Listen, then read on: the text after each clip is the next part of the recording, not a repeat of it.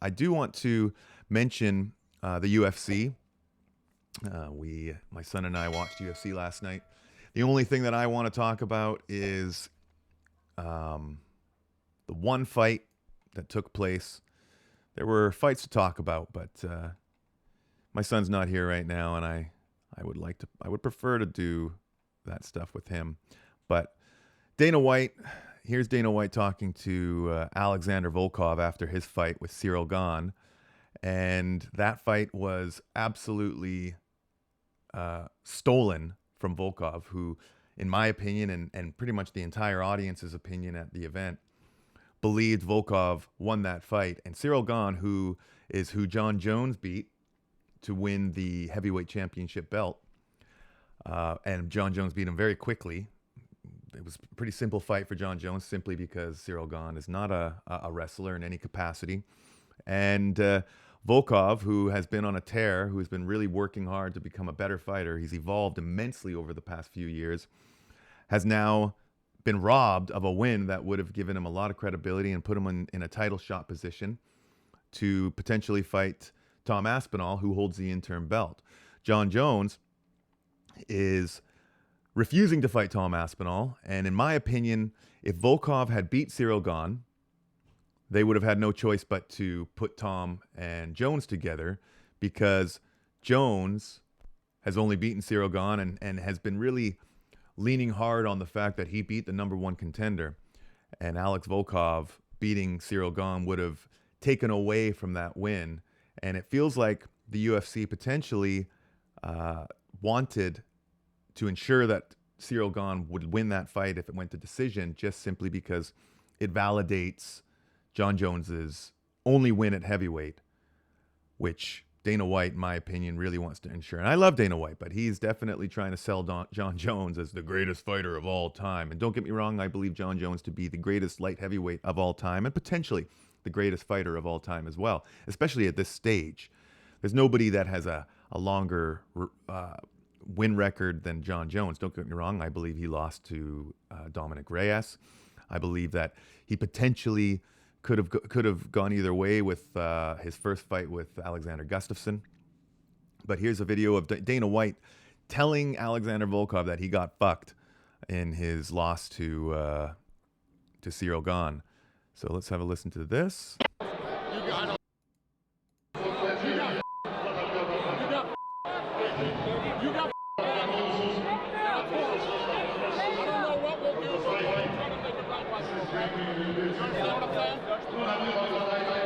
Tell him he got.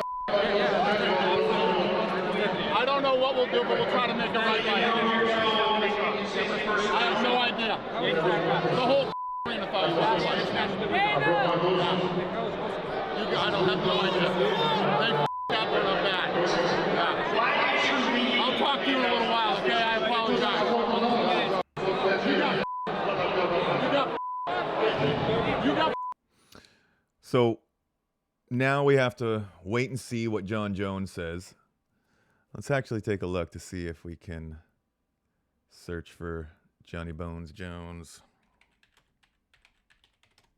He didn't bring up anything last night. I didn't think he would, because, again, Volkov won that fight and beat Cyril Gahn, who is the only person that Jones has beaten. So now, and Tom Aspinall walked through him in the first round.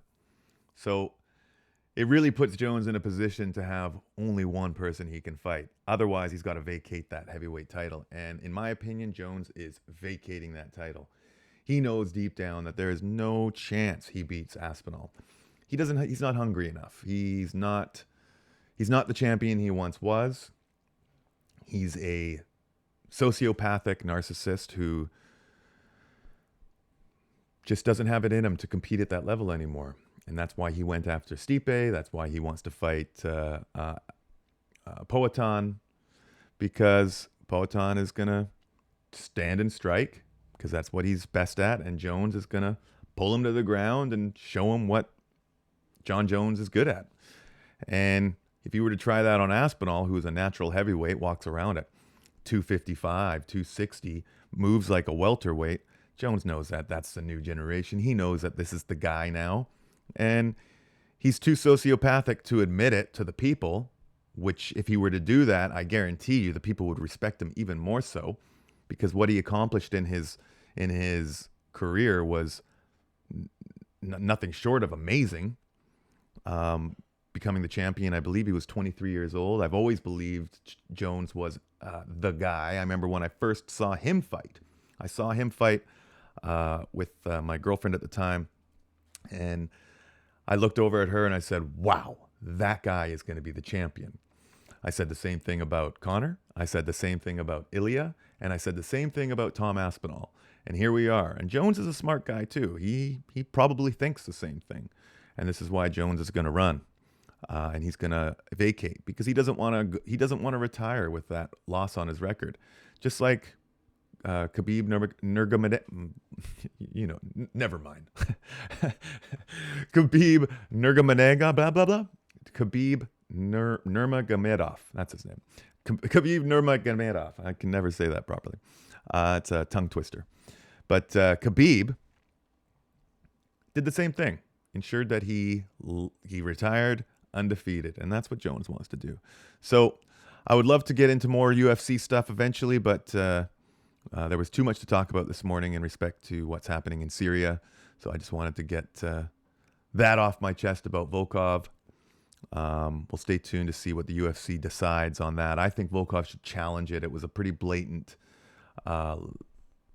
terrible decision. All the comments, all the people in the arena, including Dana White in that moment. Dana White went to the press conference and tried to say something along the lines of the commission came over and tried to explain why they did what they said they did. Why they chose Cyril. But I don't know. I think Dana White's got some people paid off to ensure the company stays strong with Jon Jones, because they are trying to build him up to be the greatest heavyweight of all time, and Dana White does not want to lose that title, as a lot of people believe Francis Ngannou left the UFC with that title. And I think that really still stings Dana.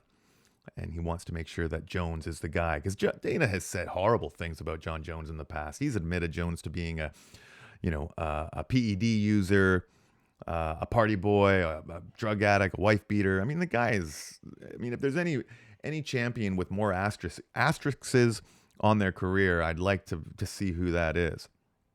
But Jon Jones, fight Tom Aspinall. Do yourself a favor. Do your legacy a favor. Nobody will think, unhighly of you. Nobody's going to see you as no longer the great just because you've passed the baton. You're 37 years old.